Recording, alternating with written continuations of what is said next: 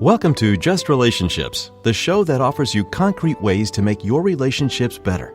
Whether it's your boss, your spouse, your children, or your friends, the quality of your relationships in life directly affects how you feel about yourself and the success you achieve. Your host, Dr. Duffy Spencer, a psychotherapist, telecoach, author, and seminar leader, will interview top experts to help you learn to manage this essential part of your life. And now, here's your host, Dr. Duffy Spencer. Greetings to you.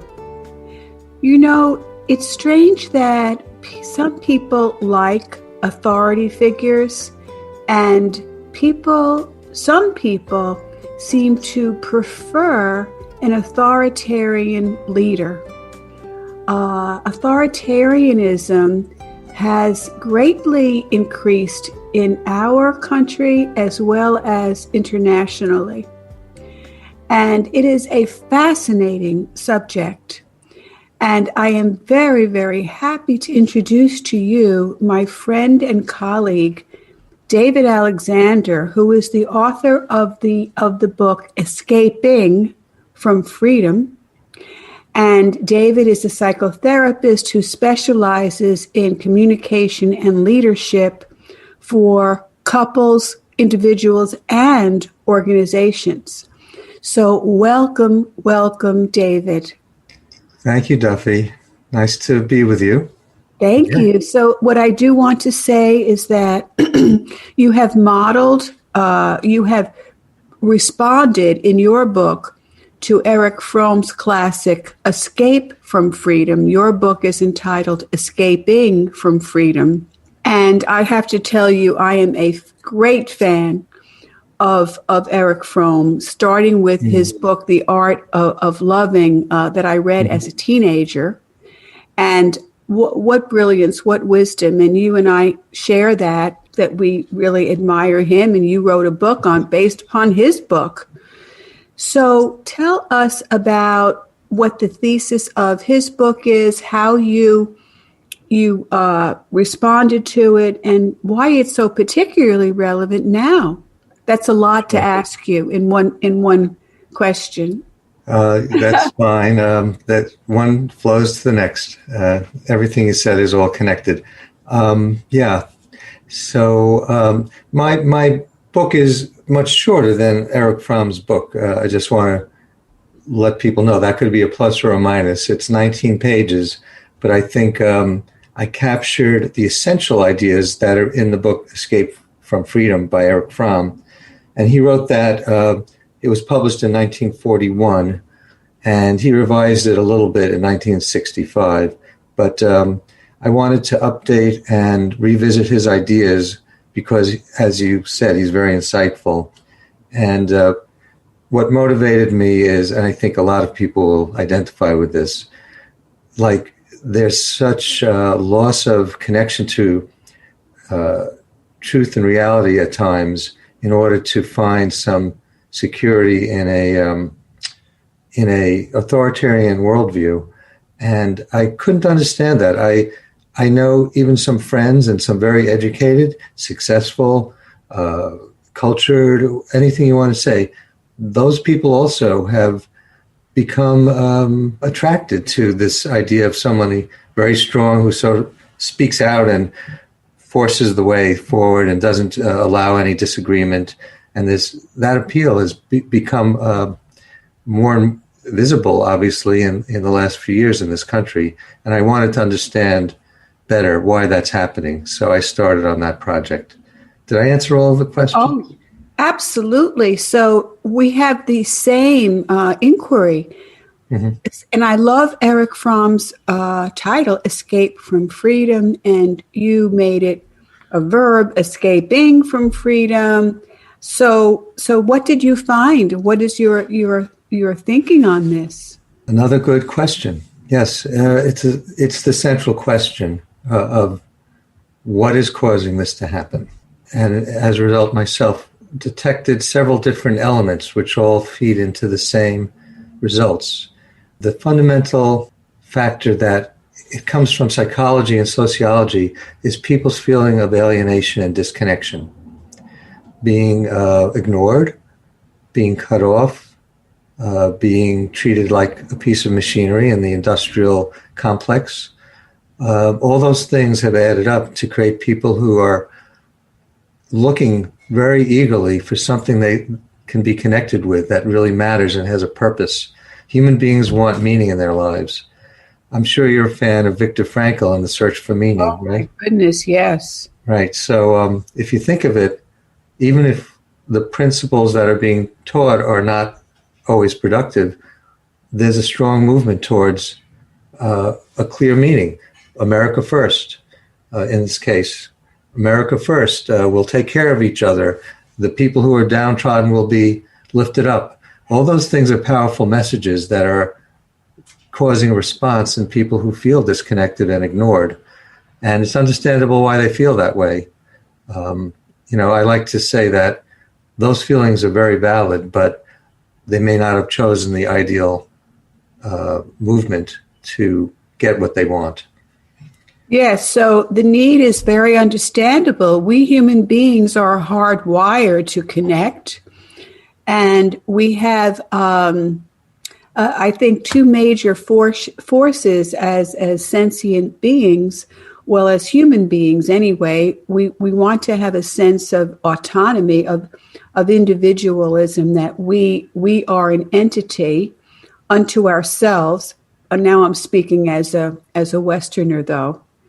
And then the second need is for connection. So those two put together can be very difficult. So the whole idea of collectivism, where you have a lot of connection and identification, and the whole I, as George Herbert Mead would say, we have progressed toward the I, away from the we, and that has its pros and cons. So when you have an authoritarian leader, tell us about that with the I and the we, the individual versus the connection. Maybe the best concept there would be the true self versus the false self. And, I don't want any of this. I want to say something first. I don't want any of this to sound like an attack or a degradation or a diminishment of any group of people, because I truly respect and understand that people have these needs, like you said, for connection and also individual recognition as valuable people in the world. And if they're not getting it, sometimes it leads to responses. Now, the other side of it is when you have a liberal community calling half the country a flyover territories, which is a phrase which was out there for a long time, flyover territory and deplorables. And those things are horrible ways to speak about other people. And I think that callousness has caused a counter reaction also. So we all have to examine ourselves and understand if we're causing more respect and connection and love in the world, or are we making ourselves supposedly feel better by putting down another large group of people? Are we trying to feel better, which really doesn't work anyway? So nobody is above this discussion. That's the whole fascist regime, that one group in society is pitted against another group in society who are scapegoated, so we can feel more than rather than less than. And the question is, who are the scapegoats? So originally, the flyover, the deplorables, this is one section of the country who is less educated and put down for that reason, among other reasons. And then also, if I may, also not even only about education. Well, they're doing manual labor. They're not working intellectual jobs in an office, and that's considered less qualified. But where does the food come from? Where does a lot of things come from? So again, it's all that dismissal, as you're saying. Yes.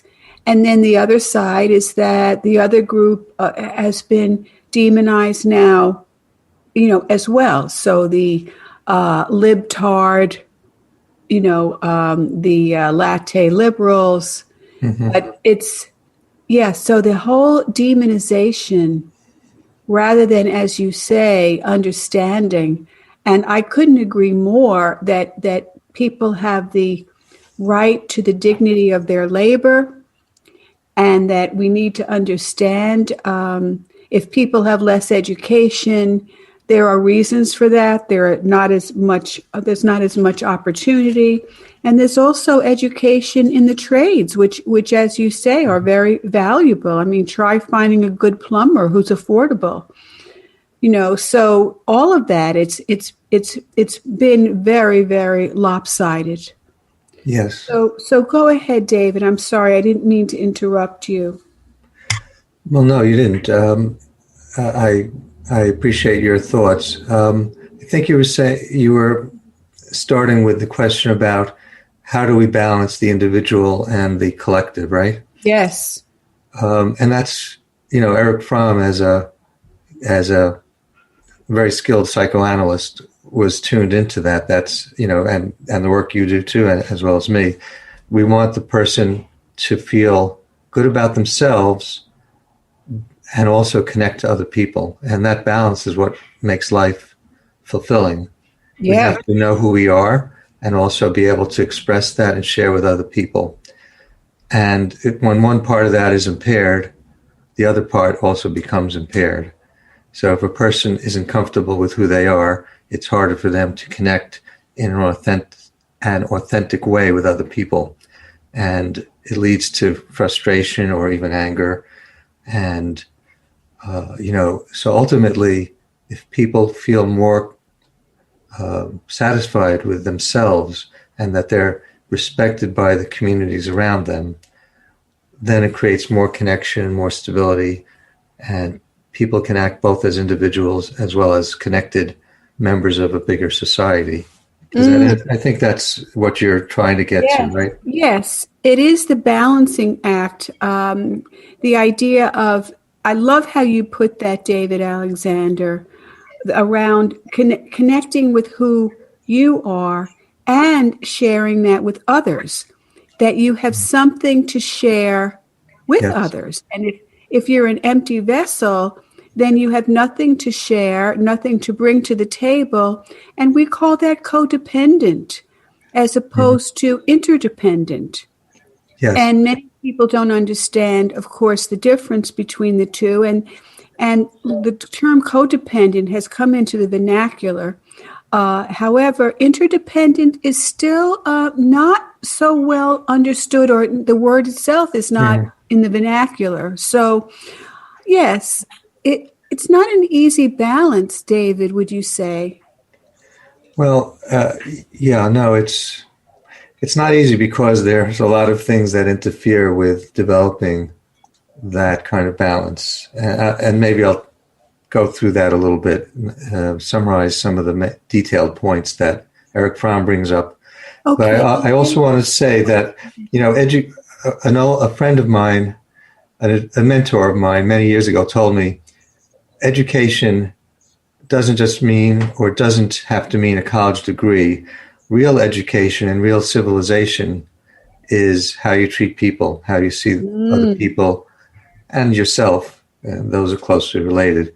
So even though one half of this country feels more educated, if we're not being compassionate, then we're really not educated. Beautiful. Beautiful.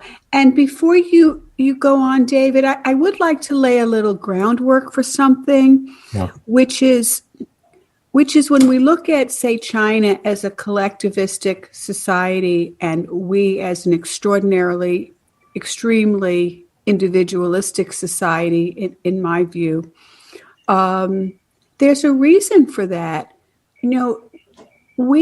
We had unlimited resources. We thought it was our land, our continent, which we could take over. It was called manifest destiny. Paintings at the time were showing wagon trains with angels flying over them.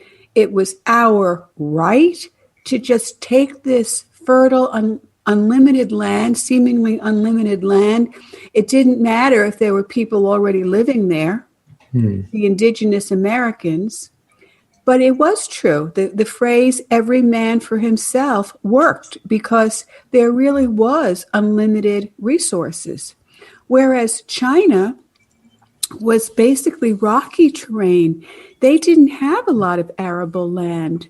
So they literally had to get together in groups with picks to literally break up the rocks, break up the earth to make it arable.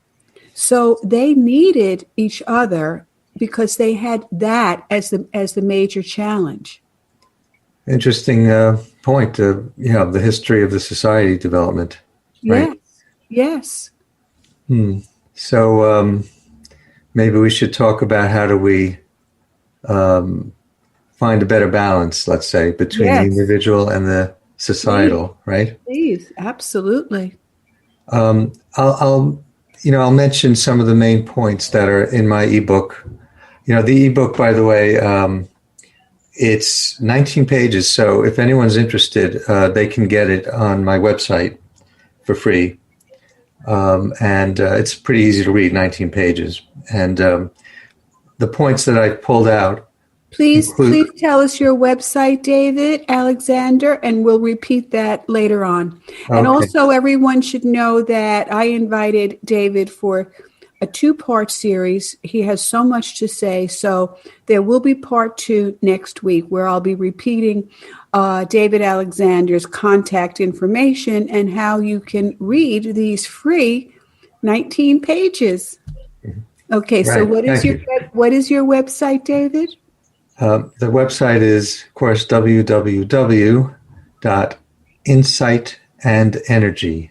Insight, like INSIGHT, AND, energy.com. It's the balance between insight into oneself and the energy and expression of who you are in the world. And those things always should be in balance. I love that, David Alexander. Insight and energy. So go on and tell us the main points of your book.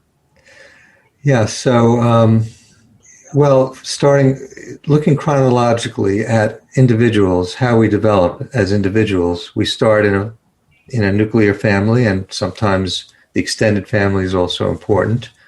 And when children are treated with respect and not as either, in the worst case, kind of a distraction and a burden, or in a less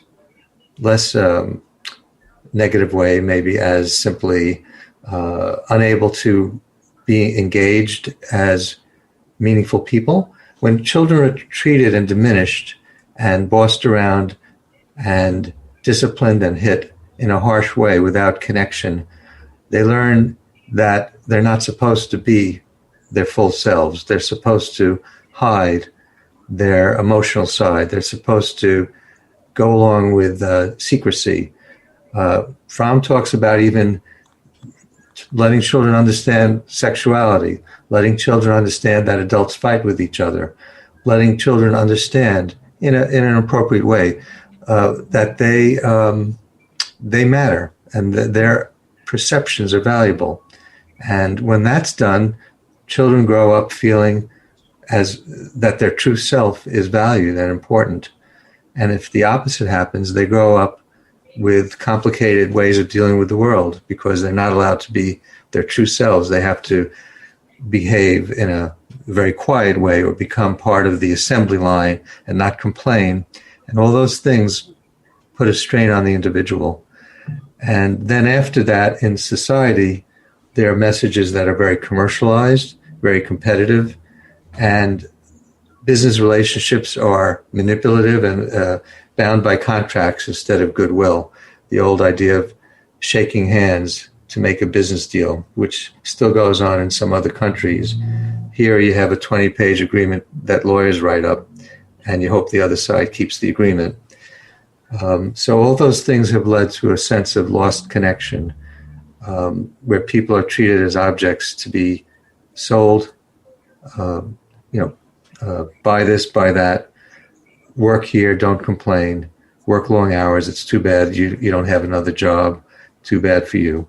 So all of that stuff, all of that reality accumulates and people become angry.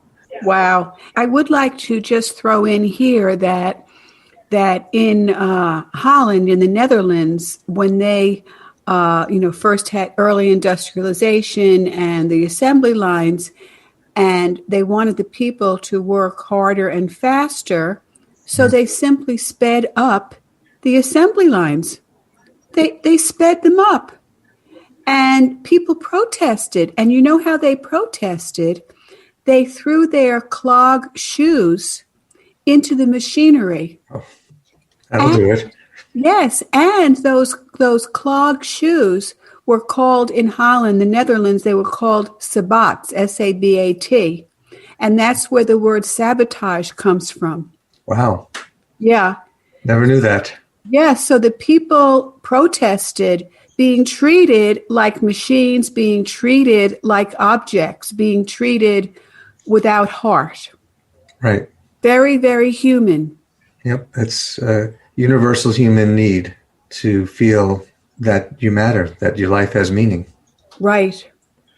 And when it doesn't happen, people can go into whatever it takes to find meaning and be part of some strong, supportive community. And that can lead to authoritarianism. When things really go wrong, people are willing to escape from freedom of being a full individual and having a democratic society reflecting that, and they go into authoritarian, disciplinarian, punishment-oriented societies. So what I don't understand is how an authoritarian leader helps people to feel more valued as individuals. There's a couple of things. One is they're part of a movement. And Donald Trump, I don't want to make this very political, but he used that word movement. We've just started our movement. So people want to feel like they're part of something. And, a lot of that activity is like when you get a big rally, people feel good. They're with other people who have a similar mindset and energy and enthusiasm. And that's a good thing in and of itself. And that's what people are attracted to. And another part of it, maybe even you could say a darker side, is putting down another group. So you're superior to whoever, to a minority group of whatever type. Obviously in World War II, it was mostly the Jews and also gay people and Poles, intellectuals. They were all treated as lesser, and they suffered the result of that. And in our country, we're seeing some other groups being targeted. But the purpose of authoritarians is they're very aware by making their followers feel superior and the others being lesser, not human even, then the followers start to feel, I'm okay, I'm good. But it's a deceptive kind of okayness. It's really not. And eventually it'll always break down. Oh, it will? It will break down. Oh, that's really good news, Davey. Well, it can take a long time, though. It can take a while. Well, in our field, psychotherapy, we use the term scapegoat a lot. We even have that as a term in dysfunctional families, that the siblings have different roles. One is the family hero, and the other is the lost child, and the other is the scapegoat. Yeah. And the mascot. And so this phenomenon of scapegoating that Hitler used so well, when the German people were made to feel culpable about World War I and severely punished by the other nations, put down, Hitler comes along and says, not only are you not the worst people in the world, you are the best. You are the best. Yep. And that resonated so deeply in people who had a bruised ego, a damaged psyche, if you will. Is it possible ever to eradicate a need to scapegoat people? I know I'm asking you ridiculously huge philosophical questions. I think the key is really treating people with the respect everyone deserves, with kindness, compassion, all those words. They're really pointing to the same thing. Even if you have to resist or fight against somebody's ideas or actions, it doesn't mean you hate that person. There's a big difference between saying this person's an idiot versus saying this idea is not going to work well. I disagree with this idea. I can see why you want it. I can see why you believe in it. Can we discuss this? And let's try to reach an understanding.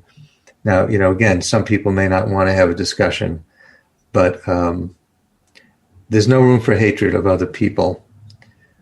We have to struggle even when we're ourselves getting triggered by the things that are, in our views, the worst possible behaviors. How do we still see the other person as a person and deal with their actions in an appropriate way? And that's the solution. When we can all do that, everyone will start to come together and live as a more harmonious society.